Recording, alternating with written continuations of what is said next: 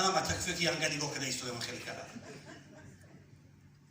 باید زنکو یکم گدوگ اگر نبرده شود مردن باید بیچاره شما کسان میگه. با خدا نه ای شوارات ای با مشکل باید شوارش مکن بغیر شما یه کس به درکار نیست ای. باید که نگودش لگای دست شما خدا کسان. یا کار پسیخوری موندگی ای همه شما رو خورده کلام میگه تدبیر کنید. با رشک میکنیتون نموریتون شما ده 100 ساله شویتون یکم گدوگ نبرده تلخش میکفه اگه جایی هست تای با آواز بده زنون سبکی با تمانی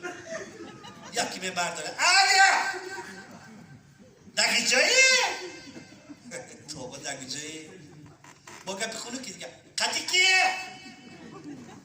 با عین خونو که دیگه کنی قسم خوری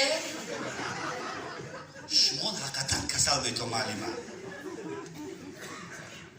زن مردم خوکش یک نموده و میبخشه من سوده پراکرور نماینده مثلا مردم وکیل مجلس عالی فروشنده خودش یک نمود خوک کرد دیگه جای قطعی که کنی قسم خوره با یک گپ خونو که دیگه داره تا ساده ها کنی ویدیو کنی نشان تیه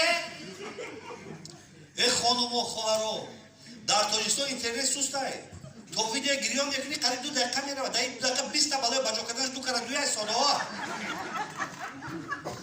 میکشی میگیم گرد نیست ویدیو کردیم مایده میکشی میگیم باجو کشا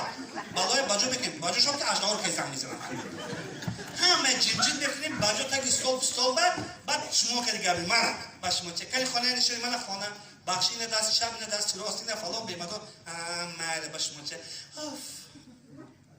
مایده خاکتون احتیاط کنی